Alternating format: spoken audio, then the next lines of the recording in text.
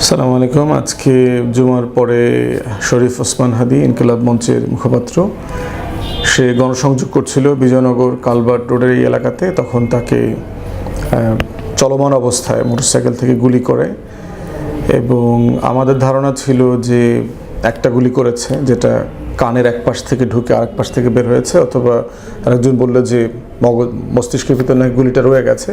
তো টেকনিক্যাল জায়গায় আমি যাব না। আমাদের মূল বিষয় হচ্ছে যে এই রকম একটা আশঙ্কার খবর আমরা আরও মাস দুই আগে পেয়েছিলাম।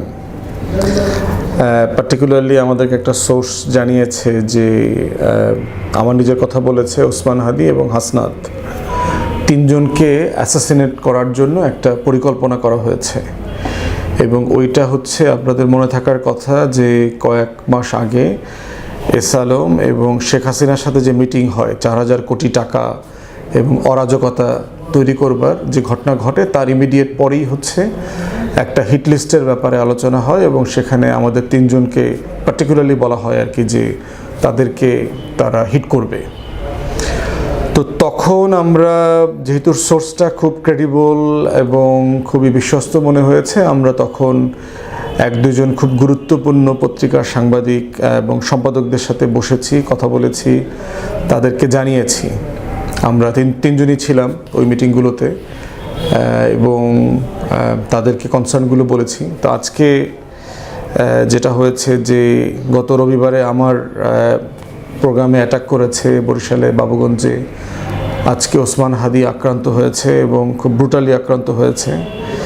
হাসনাত তো দফায় দফায় অনেকবার আক্রান্ত হয়েছে, আক্রমণের শিকার হয়েছে। তো সেই বাস্তবতায় সবাই আমাদের নিরাপত্তা নিয়ে যেমন চিন্তিত, প্রচুর মেসেজ আমরা পাচ্ছি। আমরা সবার প্রতি অনেক কৃতজ্ঞতা, শুকরিয়া এবং আল্লাহ তাআলার কাছে দোয়া করা। নিরাপত্তা এমন একটা জিনিস যে পৃথিবীতে আসলে কোনো ফোর্স, কোনো ব্যক্তি, কোনো সংস্থা, বাহিনী আসলে কাউকে নিরাপত্তা দিতে পারে না। নিরাপত্তা দেওয়ার মালিক আমরা বিশ্বাস করি আল্লাহ রাব্বুল আলামিন, এবং উনি নিরাপত্তা দেন এবং নিরাপত্তা কেড়ে নেন। তো সেই জায়গাতে আল্লাহ তাআলার কাছে উপরে ভরসা করা, ওনার কাছে দোয়া চাওয়া ছাড়া ইনফ্যাক্ট আমাদের খুব বেশি কিছু করবার নাই। আর বাকিটা হচ্ছে যে এই সন্ত্রাসীরা আসলে কি করতে চাচ্ছে, কারা কারা হতে পারে এখানে। প্রথমত হচ্ছে যে আমি যাদেরকে সাসপেক্ট করি সেই সাসপেক্টের জায়গায় প্রথম হচ্ছে যে এস আলমের টাকায় হাসিনার সাথে দিল্লিতে যে মিটিং হয়েছে, দিল্লির যে আধিপত্যবাদের বিরুদ্ধে আমরা কথা বলি, আজাদির জন্য কথা বলি, সেই অংশটা। এবং আমাদেরকে তো হাজার হাজার মেসেজ ফোন দিয়ে কন্টিনিউয়াসলি এই হুমকি ধামকি। এরপর হচ্ছে আমাদের ফোন নাম্বার আওয়ামী লীগের বিভিন্ন সাংবাদিকদের মাধ্যমে আওয়ামী লীগের বিভিন্ন ব্যক্তি এগুলো পাবলিক করে দেয়। সেখান থেকে আমরা শত শত হাজার হাজার ফোন মেসেজ আসে, গালাগালি, হুমকি, মেরে ফেলবে, এটা সেটা, এগুলো তো আমরা কন্টিনিউয়াসলি পাই। তো এই ঘটনাটা ঘটার পরে এখন মনে হচ্ছে যে পরিকল্পনা এবং আশঙ্কার কথা আমরা অ্যাজ এ হোলসেল সবসময় আলোচনা করেছি, কথা বলেছি, টকশোতে, মিডিয়াতে কথা বলেছি, এবং গত 2-3 মাস আগের যে খবর এবং পত্রিকার একাধিক সম্পাদকের সাথে যে আমরা বসছি, সেগুলোর ঘটনার সাথে অনেক কিছু এখন যেন কেমন একদম মানে অক্ষরে অক্ষরে মিলে যাচ্ছে আর কি। আমরা যারা আওয়ামী লীগ এবং দিল্লির আধিপত্যবাদ সম্পর্কে জানি, তাদের পক্ষে এই ধরনের ঘটনা ঘটানো খুবই স্বাভাবিক। তারা এই ধরনের ঘটনা হাজারবার ঘটিয়েছে বাংলাদেশে, এবং আমরা ইতিহাস থেকে বারবার বলেছি কিভাবে দিল্লির সহায়তায় আওয়ামী গুন্ডা বাহিনী এই কাজগুলো, এই অরাজকতার রাজনীতিকে প্রাতিষ্ঠানিক রূপ দিয়েছে গত 40-45 বছরে। এবং তাদের এমন একটা মানুষ, তাদের নেতা নেত্রী হাসিনা, যে আসছেই হচ্ছে একটা জিঘাংসা নিয়ে বাংলাদেশের রাজনীতিতে খুনের রাজনীতি করবার জন্য।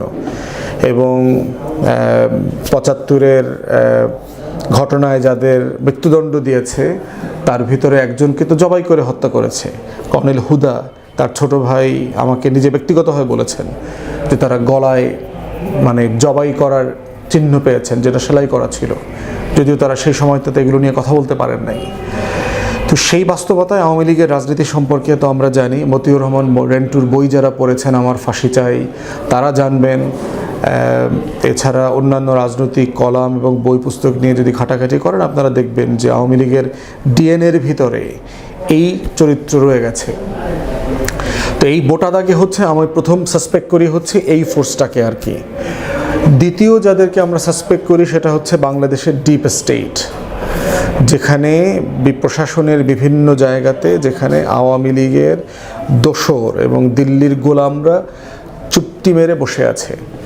তারা বিভিন্ন সময় বিভিন্ন আঙ্গিকে দেখবেন আওয়ামী লীগকে পুনর্বাসন করা, আওয়ামী লীগ জাতীয় পার্টি ছাড়া নির্বাচন ইনক্লুসিভ হবে না, জুলাই গণ অভ্যুত্থান মুক্তিযুদ্ধের বিপক্ষের শক্তি, রাজাকার জঙ্গি মৌলবাদীদের উত্থান হচ্ছে, এই সবগুলো বিষয়কে দেখবেন বয়ান আকারে তারা হাজির করবার চেষ্টা করে। এবং এই ডিপ স্টেটের বিভিন্ন অংশ বিভিন্ন সময় আমাদেরকেও এই হুমকি ধামকির মধ্যে রাখে আর কি, যেটা আওয়ামী ফাঁসিবাদের আমলে আমরা দেখেছি। প্রশাসনের বিভিন্ন অংশ যারা পরিকল্পিতভাবে এই সরকারকে ব্যর্থ করা, অরাজকতা তৈরি করা, তথ্য পাচার করা, সিচুয়েশনকে অস্থিতিশীল করা, যে কোনো ঘটনাটাকে আন্দোলনের নামে, ন্যায্য আন্দোলনের নামে অস্থিরতা তৈরি করা। সচিবালয় সাম্প্রতিককালে আপনারা দেখেছেন যে কর্মকর্তা কর্মচারীরা আন্দোলনের নামে যেগুলো করছে সেগুলো আর কি। তো সেখানে ডিপ স্টেটের একটা ফলস ফ্ল্যাগ অপারেশন থাকতে পারে এখানে, যে যারা অন্য একটা বড় ঘটনাকে ডাইভার্ট করবার জন্য এই রকম দেশের পক্ষের একটা জাতীয়তাবাদী নেতাকে হত্যা করার চেষ্টা করেছে। তৃতীয়ত ফোর্স হচ্ছে বাংলাদেশের রাজনৈতিক দুর্বৃত্তপনা যেটা আছে। আপনি এখানে অলিগার্ক আছে, এখানে শেয়ার বাজার লুণ্ঠনকারী আছে, দুর্নীতিবাজ আছে, চাঁদাবাজ আছে, গুন্ডা বদমাইশ মাস্তান আছে, যে যারা এই সমাজটাকে মোটা দাগে রাষ্ট্রটাকে রাষ্ট্র হইতে দেয় না, দিতে চায় না। যাদের ব্যাপারে হাদিও বলেছে এর আগে যে সংসদে গেলে আমি তাদের সবার নাম প্রকাশ করব, যেহেতু ঢাকা ৮ হচ্ছে ঢাকার কেন্দ্র, শহরের কেন্দ্রবিন্দু, 0 পয়েন্ট বলতে পারেন বাংলাদেশের। সেই 0 পয়েন্টে যে শত শত কোটি টাকা, হাজার হাজার কোটি টাকার লেনদেন, বাণিজ্য, তারপরে ফেরিওয়ালাদেরকে নিয়ে, হকারদেরকে নিয়ে, রাস্তার লোকদেরকে নিয়ে যে টোকাই চাঁদাবাজরা আছে তাদের বিরুদ্ধে সে কথা বলেছে। তো এই শ্রেণীটাও কোনো না কোনোভাবে তাকে প্রতিদ্বন্দ্বী এবং ভবিষ্যতের জন্য হুমকি মনে করতে পারে।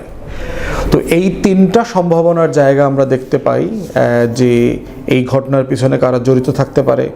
হতে পারে ধরেন আওয়ামী লীগেরই রাকিব নামক কোনো গুন্ডা, ধরেন কলকাতা দুবাই থাকে শাহাদাত নামক কোনো গুন্ডা বাহিনী শীর্ষ সন্ত্রাসীদেরকে দিয়ে এই কাজটা করাইলো, এবং এমন লোককে দিয়ে করাবে যে লোকটা হয়তো একটা রাজনৈতিক দলের কর্মী, তাকে দিয়ে করাইলো। আবার সেই কর্মীটা হয়তো ওসমান হাদির ক্যাম্পেইনে অনেক দিন থেকে তাকে ফলো করতেছে, অংশগ্রহণ করতেছে, গণসংযোগে লিফলেট বিলাচ্ছে তার হয়ে। অতএব সেই রকম একটা ঘোজামিল দেওয়া চক্র এমনও হইতে পারে যে একটা মাইনরিটি গোষ্ঠী এটার সাথে ইনভলভ করবে, যাকে দিয়ে গুলিটা করাবে, যে পরবর্তীতে সীমান্তবর্তী অঞ্চল দিয়ে পালিয়ে চলে যেতে পারবে। এরকম অনেকগুলো বাস্তবতা এখানে জড়িত থাকতে পারে। সেটা অফকোর্স গোয়েন্দা সংস্থার দায়িত্ব, এসবি, ডিবি যারা আছে তারা, ডিজিএফআই, এনএসআই, তারা কালেকটিভলি এগুলো দেখবে এবং তাদের দায়িত্ব এগুলোকে উন্মোচন করা। এবং এই আমরা দেখতে চাই না যে সীমান্ত হয়ে এরকম গারো পাহাড়ের কোনো মানুষ পালায়া ওই পারে চলে গেছে, পরে পোস্ট দিয়েলো নিঝুম মজুমদার এবং হার্পিক মজুমদাররা যারা আছে তারা যে কয়টা উইকেট পড়ছে, কয়টা বাকি আছে এরকম। তো সেই বাস্তবতাগুলো আমরা বিবেচনার জন্য বলবো যে সরকার এগুলোকে কিভাবে এখন দেখবে, দেখা উচিত আর কি। তফসিল হয়ে গেছে গতকালকে, দেখবেন গতকালকে তফসিল হয়েছে। আবার গতকালকে বাংলাদেশের এই হাসিনার প্রেসিডেন্ট চুপ্পু রয়টার্সে একটা সাক্ষাৎকার দিয়েছে শতপ্রণোদিত হয়ে। তো সেখানে তিনি বলেছেন তার আফসোস, কষ্টের কথা, তিনি সম্মানজনকভাবে নির্বাচনের পরে চলে যাবে। এরকম একটা টাউট দুর্নীতিবাজ প্রেসিডেন্টকে নির্বাচন পরে রাখবেই বাকে, তাকে তো গত আরও 1-1.5 বছর আগেই জুলাই আগস্টে লাথিমেরা বের করে দেওয়া দরকার ছিল। এবং এই যে প্রাতিষ্ঠানিক সংস্কার করতে যারা দেয় নাই, যারা যে সকল রাজনৈতিক দল অথবা বুদ্ধিজীবীরা অথবা সুশীল সমাজ 72-এর মোড়কে চুপ্পুর মতো বাটপাট দিয়ে সামনে রেখে প্রাতিষ্ঠানিক যে সংস্কারগুলো প্রয়োজন ছিল সেগুলো ঠেকিয়ে দিয়ে রাজনৈতিক পাওয়ার ডিল করা, ক্ষমতার ডিল করে ফেলার যে চেষ্টা করা হয়েছে, তার আজকে সবচেয়ে বড় স্যাক্রিফাইস করতে হয়েছে।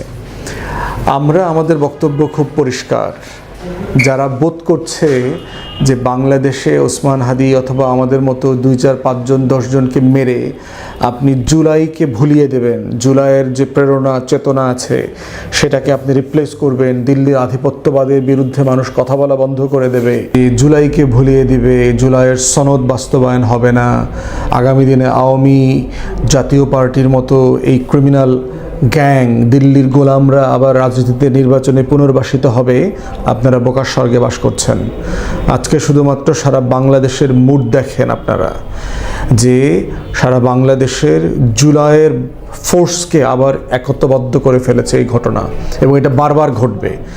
যতবারই আপনি জুলাইকে ছোট করবার চেষ্টা করবেন, হেয় করবার চেষ্টা করবেন, সকল রাজনৈতিক দল তাদের মধ্যকার দ্বিমত মতানৈক্য যেগুলো আছে সেগুলোকে বাইরে ফেলে দিয়ে তারা জুলাই প্রশ্নে, আগস্ট প্রশ্নে, গণ অভ্যুত্থান প্রশ্নে এক হয়ে যাবে, এবং সেইটা আমরা এখন বারবার দেখতে পাচ্ছি।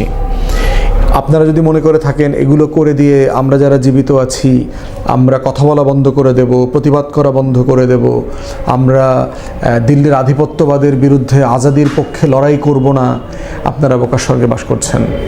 আমরা ঘুমের থ্রেশহোল্ড পার করেই গত 5-6 বছর আওয়ামী ফ্যাসিবাদের বিরুদ্ধে লড়াই করেছি, কথা বলেছি, রাজপথে ছিলাম। অতএব সেই জায়গাতে কোনো কম্প্রোমাইজ হবে না, আপনারা নিশ্চিন্তে থাকেন। আরও বহু হাদি বাংলাদেশে জন্মাবে এবং তারা আবার দিল্লির আধিপত্যবাদের বিরুদ্ধে কথা বলবে। অতএব সেই জায়গাতে কোনো কম্প্রোমাইজ হবে না নিঃসন্দেহে।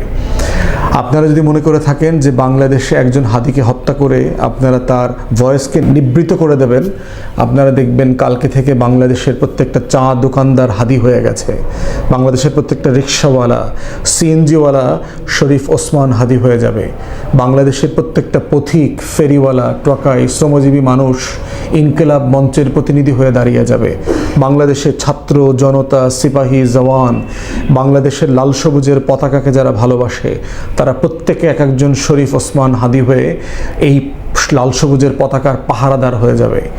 অতএব ওই যে বাবুল কাস্তির মতো দেখবেন ওইরকম লুঙ্গি পরা কৃষকরা প্রতিটা পাড়ায়, মহল্লায়, খেতে, জেলে পানিতে বসে বসে এক একটা শরীফ ওসমান হাদি হয়ে যাবে। তারা সবাই দিল্লির আধিপত্যবাদের বিরুদ্ধে কথা বলবে। কেউ এই লড়াই, এই আজাদির যে উন্মাদনা, এই আজাদির যে স্বপ্ন, আকাঙ্ক্ষা, সেখান থেকে আপনারা এই প্রজন্মকে নিবৃত করতে পারবেন না। আজকে থেকে দেখবেন পুরো বাংলাদেশটাই লাল সবুজের পতাকা মরা একটা শরীফ ওসমান হাদি হয়ে গেছে, এবং এটাই হচ্ছে ইনকিলাব জিন্দাবাদ হওয়া এবং থাকার লড়াই। এবং বাংলাদেশে বাংলাদেশ 2-এর যে লড়াই চলছিল সেই লড়াইটা আরও দ্বিগুণ ত্রিগুণ গতিতে ফাগুনের হাওয়ার মতো করে আবার বাড়বে, এবং সেটা আপনারা দেখবেন। আওয়ামী ফ্যাসিবাদ, দিল্লির আধিপত্যবাদ এখানে ফিরতে পারবে না, এটাই হচ্ছে শেষ কথা। ওসমান হাদির জন্য আমাদের দোয়া, প্রাণ ভরে আরশের মালিকের কাছে আমরা দোয়া চাই যেন আল্লাহ তাআলা তাকে আমাদের মাঝে ফিরায় নিয়ে আসে। আর এর মধ্য দিয়ে হচ্ছে আমাদের লড়াই, আজাদির সংগ্রাম চলছে, চলবে। ইনকিলাব জিন্দাবাদ।